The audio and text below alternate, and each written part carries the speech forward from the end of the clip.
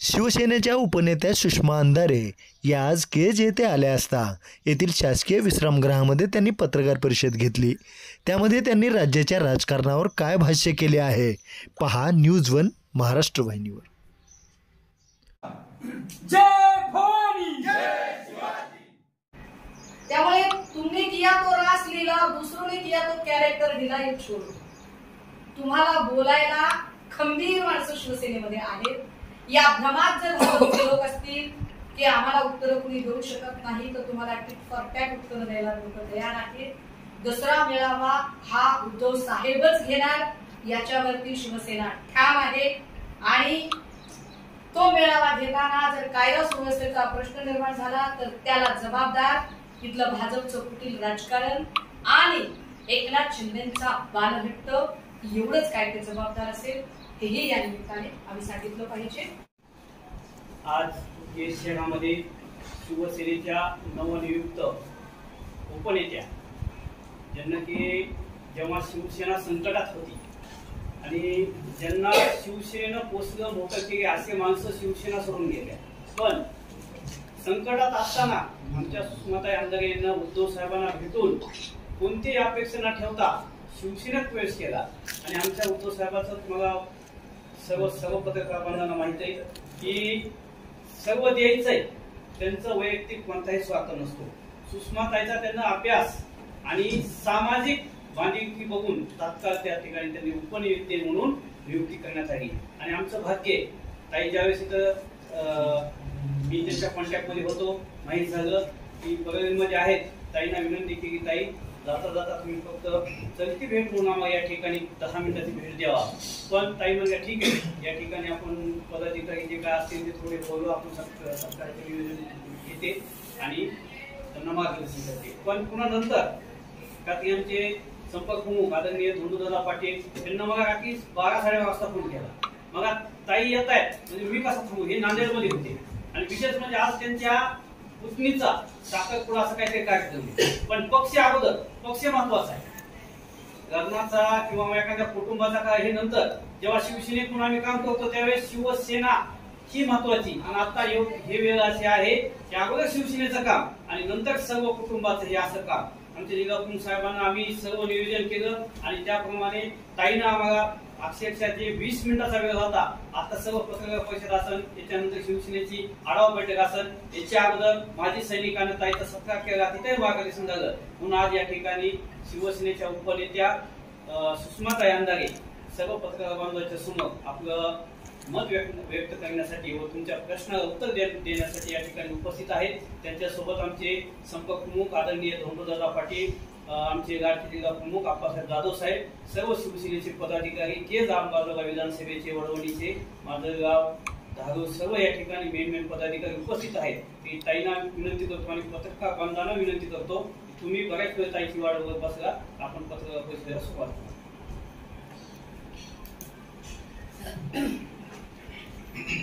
बीड जिल्ह्यातील सर्व नामांकित वृत्तपत्रांचे प्रतिनिधी, डिजिटल आणि प्रिंट माध्यमांचे सर्व प्रतिनिधी, शिवसेना पक्षप्रमुख सन्माननीय उद्धव साहेब आणि आमच्या संपूर्ण पदाधिकाऱ्यांच्या वतीनं, बीड जिल्ह्याच्या वतीनं या पत्रकार परिषदेत आपलं स्वागत आहे।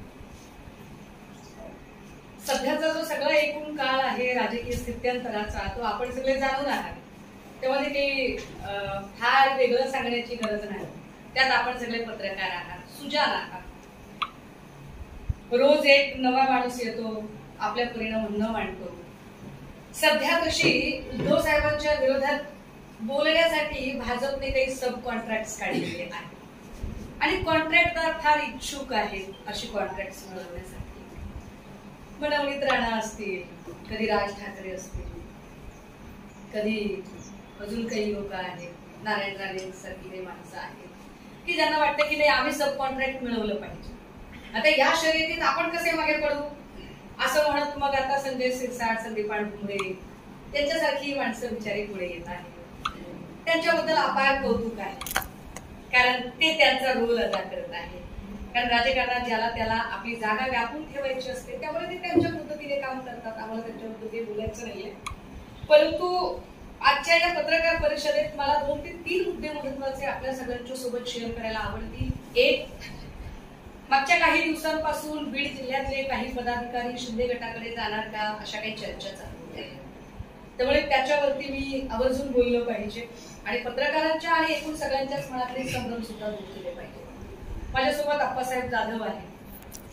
अप्पासाहेबांच्या बद्दल खूप साऱ्या अफवा पसरवण्याचा प्रयत्न झाला आणि मी त्यांना आता हेही बोलून घेतलं की जाणाऱ्याला आपण अडवू नये, कारण जाणारा जात असतो आणि त्याची जागा येणारा भरून सुद्धा काढत असतो.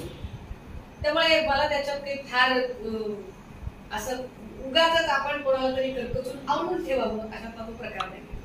परंतु अप्पासाहेबांनी सांगितलं की ताई, आम्ही इथे इतकं काम करतोय, गेल्या इतक्या दिवसामध्ये आम्ही कावड यात्रेचं आयोजन केलं, मुख्य माध्यमांनी त्याची दखल घेतली, आत्ताच्या गौरी सजावटीच्या स्पर्धांचं आयोजन केलं, दहीहंडीचं आयोजन केलं, सातत्याने उपक्रम राबवतोय. माजलगाव विधानसभेमध्ये आम्ही अगदी तन मन धन लावून काम करतोय. मग कंड्या पिकवतो कोण? हे कंड्या पिकवणारे लोक कोण आहे, जे जाणीवपूर्वक शिवसेनेमध्ये एक अस्थिरतेचं वातावरण तयार करत आहेत, जे अस्थिरतेचं वातावरण तयार करण्याचा प्रयत्न करत आहेत. अशाही लोकांना या पत्रकार परिषदेच्या माध्यमातून कळावं की जाणाऱ्या लोकांना निरोप अगदी हसत हसत निरोप देणाऱ्यांपैकी शिवसेना आहे. कारण शिवसेनेमधून जेव्हा राज ठाकरे गेले तेव्हाही शिवसेनेला फरक पडला नव्हता. शिवसेनेमधून राणे गेले तेव्हाही शिवसेनेला फरक पडला नव्हता. शिवसेनेमधून भुजबळ साहेब गेले तेव्हाही शिवसेनेला फरक पडला नव्हता. शिवसेना अभेद्य आहे. शिवसेना एक विचार आहे. शिवसेना कोणाच्या येण्याने जाण्याने थांबणाऱ्यांपैकी नाहीये. कारण शिवसेनेतून किती आमदार बाहेर पडले इट डझंट मॅटर. कारण शिवसेनेत जोपर्यंत तळागाळातला शिवसैनिक खंबीर आहे तोपर्यंत शिवसेना ठामपणे उभी आहे. कारण शिवसेना आणि शिवसैनिक आमदार खासदारांना घडवतात, आमदार खासदार शिवसैनिक घडवत नाही. त्यामुळे आमचा सगळ्यात जास्त जिव्हाळा, आपुलकी आणि आदराचा जो घटक आहे तो शिवसैनिक आहे आणि शिवसैनिक शिवसेनेच्या सोबत ठामपणे आहे. राहिला प्रकार अनिल जगतापांच्या बद्दलचा की अनिल जगतापांचं काय होईल, अनिल जगताप जातील की राहतील, तुम्ही त्याच्यात पुन्हा तेच सांगेल की माणसं तयार आहेत काम करायला आणि अत्यंत जोशाने प्रामाणिकपणे कुठलाही स्वार्थ न ठेवता निस्वार्थ भावनेने माणसं येतील आणि जातील. त्याच्याबद्दल काय निर्णय घ्यायचे अशा लोकांच्या चर्चांच्या बद्दल त्यावरती सन्मान्य पक्षप्रमुख आपला निर्णय घेतील. एक दुसरा मुद्दा आहे की मी लातूरमध्ये असं म्हटलं की येण्याची जत्रा कारभारी 17 कार्यक्रम चालू आहे. कारण एकेकाळी जी शिवसेना उभी केली ती शिवसेना मराठी माणसाची, महाराष्ट्राची अस्मिता जपण्यासाठी शिवसेना उभी केली. परंतु सध्या महाराष्ट्राचं राजकारण अमराठी लोक चालवण्याचा प्रयत्न करत आहेत. मोहित कंबोज, नवनीत राणा किंवा किरीट सोमय्या ही सगळी अमराठी नावं आता महाराष्ट्राचे भाग्यविधाते होऊन पाहत आहेत. जणू काही अतिक्रमण विभागात किरीट सोमय्यांना नोकरीच मिळाली आहे अशा पद्धतीने ते हातात हातोडा घेतात. ईडीचे जणू काही एक कॉन्ट्रॅक्ट बेसिसचा कर्मचारीच आपण आहोत अशा थाटामध्ये मोहित कंबोज ईडीच्या आधीच ट्विट करायला लागतात. तर नवनीत राणा आणि इतर जी माणसं आहेत ते तर जणू काही आपल्यालाच सगळं कॉन्ट्रॅक्ट मिळालेलं आहे आणि आता आपण मंत्रिपदाच्या वर्णीस लागणार आहे. पण ज्यांची मंत्रिपदाला वर्णी लागली त्यांनी तरी काय दिवे लावलेले आहेत. कृषी मंत्री असा माणूस आहे की ज्याला कुळप कळत नाही, रुग्ण कळत नाही, दांडा कळत नाही, खोदपण कळत नाही. काल परवा काहीतरी अमरावतीत ते बोलत होते. कोणीतरी सांगितलं की साहेब प्यायला पाणी नाही हो, विहीर नाही. कृषी मंत्री म्हणताय अब भी आधे घंटे में आपको मैं कुआं देता हूं. अब कहा बोलला हो तुम्ही, आधे घंटे में कैसे कुआं देती जी? ऐसा कौन सा तुम्हारे पास जादुई चिराग है कि तुम आधे घंटे में कुआं दे रहे?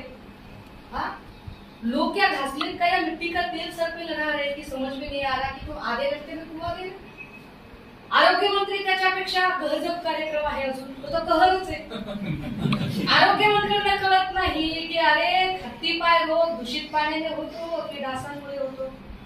ते म्हणतात दूषित पाण्यामुळे हत्तीपाय होतो. मग आमच्या मनीषा काळेंनी जे सांगितलं त्यांनी विधान परिषदेच्या सदस्यांनी की अहो तुम्ही काय बोलताय, तुम्हाला कळतं का हत्तीपाय रोग डासांमुळे होतो, डासांचं काय बोला. भुजबळ साहेबांनी विचारला डासांचं काय करणार आहेत बोला, तर ते म्हणतायत की सर्वेक्षण करतो. काय डासांचं सर्वेक्षण करणार? मादी डास, नर डास, गर्भार डास, अंडी देणारे डास, असं ते सर्वेक्षण करणार आहेत का? असा माणूस आरोग्यमंत्री म्हणून निवडला जातो ज्याला हाची या प्रचंड अफाट व्यक्तिमत्वाबद्दल स्मरण असतं. बरं आम्ही म्हणजे काल मला वाटते काल परवा मी एका दौऱ्यावर होते आणि एका छोटा मुलगा तो असं पळत पळत आला, म्हणला ताई ताई मी सांगू का मुख्यमंत्री म्हणजे काय असतं. तो सांग मला काय असतं मुख्यमंत्री म्हणजे. तर तुम्हाला सांगते काय नसतं ताई, मुख्यमंत्री झालं ना रोज नवे कपडे घालायचे असते, तर रोज ह्याचा दार त्याचा दार पुसत जायचं असते, रोज गणपती खेळायचं असते. असा मुख्यमंत्री असतो. हवेत विमान थांबवलं ना. अरे जनतेचा प्रश्न कुठे आहे. आम्हाला असं वाटलं होतं की काल जेव्हा तथाकथित महाशक्ती, ज्या महाशक्तीच्या कृपेने सन्माननीय एकनाथ शिंदेजी मुख्यमंत्री झालेले आहेत, त्या महाशक्तीचे तथाकथित गृहमंत्री जेव्हा राज्यामध्ये येतील तेव्हा ते राज्यातल्या प्रश्नांवरती बोलतील. राज्यात सध्या ज्या पद्धतीने सुरुवातीचा पाऊस आला तो असा काही पाऊस झाला की बियासकट जमीन सुद्धा खरडून गेली. तरीही लोकांनी कर्जबाजारी होऊन पेरणी करण्याचा प्रयत्न केला, पण सोयाबीन पिवळं पडेपर्यंत इथे पाऊसच झाला नाही, दुसरा पाऊस. आम्हाला वाटलं या पीक परिस्थितीबद्दल ते काहीतरी बोलतील, पीक विम्याबद्दल ते काहीतरी बोलतील, पण हेक्टर आणि एकर मधला फरक न कळणारा कृषी मंत्री जिथे असतो तेव्हा अशा कृषी मंत्र्यांकडून अहवाल तो काय मिळालेला असणार, ते त्याच्यावर बोलले नाही. आम्हाला असं वाटलं की राज्यभरामध्ये ज्या पद्धतीने सध्या महिला असुरक्षिततेचा प्रश्न ऐरणीवर आलेला आहे आणि या महिला असुरक्षिततेच्या प्रश्नांमध्ये ज्या पद्धतीचं राजकारण सध्या चालू आहे की 6 वर्षाची मुलगी सुरक्षित राहू शकत नाही. कोथुर्डे मावळमध्ये 6 वर्षाच्या मुलीवरती अत्याचार होतो. धाराशिव मध्ये अगदी 5.5-6 वर्षाच्या चिमुरडीवर अत्याचार होतो. भंडारा गोंदियामध्ये अगदी म्हणजे बिचारी अर्ध्या भाकरीसाठी म्हणून तिच्यावरती अत्याचार होतो. या सगळ्या महिला सुरक्षिततेच्या प्रश्नांवरती सन्माननीय अमित शहाजी बोलतील असं आम्हाला वाटलं होतं, तर ते त्याच्यावरही बोलले नाही. स्वतःचा मतदारसंघ सोडून बाकी अख्ख्या महाराष्ट्रावर हनुमान चालीसा करत फिरणाऱ्या आमच्या नवनीत राणाजी, त्या राणाजी कधीतरी मेळघाट आणि कुपोषणाबद्दल बोलतील म्हटलं तर त्याच्यावर बोलत नाही. अमरावतीचे प्रश्न त्यांनी वाऱ्यावर सोडून दिलेत. अमरावतीचा पाणी प्रश्न, अमरावतीच्या शेतकऱ्यांचा प्रश्न, अमरावतीचा कित्येक दिवस झाले की तिथे सांप्रदायिक दंगली का उसळतायत त्यावरती त्या बोलत नाही, त्या इकडे तोंड सोडून बोलतात. अशा तोंड सोडून बोलणाऱ्या लोकांना कामाला लागा असं म्हणतील ते असं वाटलं होतं. पण कालचा त्यांनी अख्खा दौरा, कालचं त्यांनी त्यांचं अख्खं भाषण सन्माननीय महाराष्ट्राचे लाडके मुख्यमंत्री जरी आज सत्तेत नसले तरी अजूनही महाराष्ट्राच्या जनतेला वाटतं की हाच आमचा खरा मुख्यमंत्री. ते सन्माननीय आमचे पक्षप्रमुख उद्धव साहेब यांच्यावर बोलल्या अख्खा दौरा त्यांनी घालवला. आम्हाला अभिमान आहे की यातच शिवसेनेची ताकद आहे की दिल्लीवरून येणाऱ्या केंद्रातल्या गृहमंत्र्याला त्याचं अख्खं भाषण उद्धव साहेबांवरती केंद्रित करावं लागतं. याचा अर्थ असा आहे की मुंबई महापालिकेचं इलेक्शन असेल किंवा येणाऱ्या काळातल्या इथल्या स्थानिक स्वराज्य संस्थांचं इलेक्शन असेल, या सगळ्या इलेक्शन मध्ये आज घडीला भाजपच्या समोर सगळ्यात मोठं आव्हान जर कोण उभं करू शकतं तर ती शिवसेना आणि सन्माननीय पक्षप्रमुख उद्धव साहेब.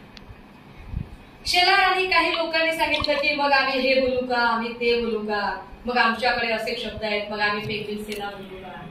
याच पत्रकार परिषदेच्या माध्यमातून मी शेलारांना पुन्हा एकदा सांगितलं पाहिजे की शेलारजी इथे दर 12 कोसाला भाषा बदलते आणि दर कोसाला भाषा बदलताना आमच्याकडून शब्द ऐकायचे असतील तर भांडार आहे, भांडार. शेलारांनी त्याचा नाद करू. परंतु काल त्यांनी सांगितलं की शिवसेना कुणाची, दसरा मेळावा कुणाचा, आमचा दसरा मेळावा होणार. गेल्या 56 वर्षापासूनची सन्माननीय वंदनीय बाळासाहेबांनी घालून दिलेली परंपरा आणि हे सांगतायत की दसरा मेळावा आम्हीच घेणार. रडीचा डाव खेळून कदाचित तुम्ही करूही शकाल, कारण ज्या पद्धतीने ईडी, सीबीआय, निवडणूक आयोग यासारख्या यंत्रणा वेठीस धरून, यासारख्या स्वायत्त यंत्रणांचा गैरवापर करून महाराष्ट्राचं राजकारण आणि इथली संसदीय लोकशाही अस्थिर करण्याचा प्रयत्न जो भाजपा करत आहे, कदाचित याच पद्धतीने सध्या मुंबई महापालिकेवर प्रशासक आहे, त्यामुळे त्या सगळ्या यंत्रणांचा पुन्हा एकदा गैरवापर करत कदाचित रडीचा डाव खेळायचा प्रयत्न भाजपा करेल. परंतु असा प्रयत्न करणाऱ्या भाजपाला आम्ही हे सांगितलं पाहिजे की तुम्ही आतापर्यंत ज्या पद्धतीने राजकारण करत आला, एक कपटी आणि कुटील डाव खेळत आला. काल अमित शहा म्हणाले की कमल हमारे लिए लकी है, जीत हमारी पक्की है. त्यांचं जरा गणित चुकले. त्यांना हे सांगण्याची गरज आहे की कमल तुम्हाला ओके है, 50 खोके पक्के है. चंद गद्दार बिल्कुल पिके है, कुर्सी के खातिर तुम्हारे सामने झुके हैं, पर अभी भी जो सच्चे बाला साहब के शिव सैनिक है वो मातोश्री के साथ ही रुके हैं. हे त्यांना एकच सांगण्याची गरज आहे. आणि होय, अमित शहांना हे सुद्धा सांगावं लागेल जे म्हणाले की शिवसेना तर आम्ही संपवून टाकत आहोत. आणि जर तुम्ही शिवसेना संपवून टाकत आहात तर मग एकनाथ शिंदेच्या सोबत तुम्ही करताय ते काय आहे? आणि मग हे एकनाथ शिंदेना पण कळायला पाहिजे की हे जर शिवसेना संपवायची भाषा करताय तर मग तुम्ही हातावर हात घेऊन काय करत आहात आणि कोण आहात तुम्ही लोक? समजलं पाहिजे. जे लोक असं म्हणतायत की अरे शिवसेना तर आता उद्धव साहेबांना हे करा ते करा, आसमान दाखवा हे करा. महाराष्ट्राची जनता सुजाण आहे. महाराष्ट्र हा अत्यंत विवेकी आहे. या महाराष्ट्राचे कान इतके दुबळे नक्कीच नाहीत की कुणीतरी महाराष्ट्राच्या बाहेरून एखादा तडीपार गुंड येईल आणि तो तडीपार गुंड सांगेल आणि महाराष्ट्राची जनता ऐकेल, असं होणार नाही. हा महाराष्ट्र सुजाण आहे, हा महाराष्ट्र विवेकी आहे. त्यामुळे महाराष्ट्र कोणाचं ऐकायचं कोणाचं नाही ऐकायचं हे त्यांना चांगलं कळतं. तडीपार गुंडांनी तरी किमान इथे कायद्याची भाषा करू नये, थट्टा करू नये. ते काय करते, मातोश्रीमध्ये किती लोक शिल्लक आहेत याची चिंता त्यांनी करू नये. जे आहेत ते तुमच्यासारखे पैशावारी विकले गेलेले नाहीत. जे आहेत ते हाडाचे शिवसैनिक आहेत, जे आहेत ते विचारवाणीचे पक्के आहेत, जे आहेत ते गाव खेड्यामध्ये आपला अजस्त्र नेटवर्क पसरलेले लोक आहेत. आणि होय, येणाऱ्या काळात त्या सगळ्या निवडणुका आम्ही खंबीरपणे लढू, महाविकास आघाडीच्या सोबत लढू. महाविकास आघाडीचा भाग म्हणून शिवसेना ही भक्कमपणे असेल. संभाजी ब्रिगेडच्या संबंधाने जे लोक शंका उपस्थित करत आहेत, काहीतरी मी वाचलो की सन्माननीय उपमुख्यमंत्री असं म्हणाले की विनाशकाले उत्पन्न होती, तर देवेंद्रजींना कळलं पाहिजे की ज्या संभाजी ब्रिगेड बद्दल तुम्ही असं बोलत आहात त्याच संभाजी ब्रिगेडचे संस्थापक सन्माननीय पुरुषोत्तम खेडेकरजी यांच्या सुविद्य पत्नी रेखाताई खेडेकर यांना 2 वेळा उमेदवारी भाजपने दिली, तेव्हा तुमची बुद्धी काय होती? त्यामुळे तुमने किया तो रास लीला, दूसरों ने किया तो कॅरेक्टर दिला, हे छोड. तुम्हाला बोलायला खंबीर माणसं शिवसेनेमध्ये आहेत. या भ्रमात जर भाजपचे लोक असतील की आम्हाला उत्तर कुणी देऊ शकत नाही, तर तुम्हाला टिक फॉर टॅक उत्तर द्यायला लोक तयार आहेत. दुसरा मेळावा हा उद्धव साहेबच घेणार याच्यावरती शिवसेना ठाम आहे. आणि तो मेळावा घेताना जर कायदा सुव्यवस्थेचा प्रश्न निर्माण झाला तर त्याला जबाबदार इथलं भाजपचं कुटील राजकारण आणि एकनाथ शिंदेचा बालहट्ट, एवढंच काय ते जबाबदार असेल हेही या निमित्ताने आम्ही सांगितलं पाहिजे. आणि संभाजी ब्रिगेड असेल, मराठा सेवा संघ असेल किंवा शरद कोळींची धाडस संघटना असेल किंवा येणाऱ्या काळात अजून खूप लोक आमच्या सोबत येत आहेत. जोगेंद्र कवाडे सरांशी बोलत आहे, वंचितचेही खूप सारे पदाधिकारी आमच्या सोबत येत आहेत. उद्धव साहेबांचं नेतृत्व ज्या ज्या लोकांना पटत आहे, ज्या ज्या लोकांना प्रबोधनकारांचा विचार पटत आहे, ज्या ज्या लोकांना वंदनीय बाळासाहेबांनी उभी केलेली ही शिवसेना वाचवावी असं वाटत आहे, तो प्रत्येक माणूस शिवसेनेसोबत जोडला जाईल. आम्ही मैत्री निभावणारे लोक आहोत. त्यामुळे आमची मैत्री निभावण्याची रीत बदलून येणाऱ्या काळातही अनेक पक्ष संघटना येतील. त्यांचं मनपूर्वक स्वागत. ज्यांना कुणाला या भारताची संसदीय लोकशाही वाचवायची आहे अशा प्रत्येकाने आमच्या सोबत यावं, आम्ही त्यांना निमंत्रण देतो. आणि ती सगळी माणसं म्हणजे अगदी काही लोकांनी प्रश्न विचारला काल मला की ताई वंचित बहुजन आघाडीबद्दल आपण काय म्हणताय? आम्हाला वंचित बहुजन आघाडीबद्दलही परिहेज असण्याचं काही कारण नाहीये. कारण सन्माननीय प्रकाश आंबेडकरांनी जर तसा प्रस्ताव ठेवला तर शिवसेना आणि सन्माननीय पक्षप्रमुख नक्की त्यावर सुद्धा विचार करतील. आपल्या सगळ्यांनी जो आजचा वेळ दिला तो आमच्यासाठी महत्वाचा आहे, कारण केज सारख्या ग्रामीण भागामध्ये सुद्धा इतके सगळे सुजाण पत्रकार आज जमले. आपल्या सगळ्यांचं पुनश्च एकदा अभिनंदन करते आणि आपल्याला काही विचारायचं असेल तर निश्चितपणे हा मंच आपल्यासाठी खुला करते. सर्व पत्रकार बांधव या ठिकाणी वेळात वेळ करून उपस्थित राहिले. त्याबद्दल सर्व पत्रकारांचे शिवसेना परिवाराच्या वतीने आणि केज विधानसभा मतदारसंघाच्या वतीने हार्दिक आभार. जय भवानी, जय शिवाजी.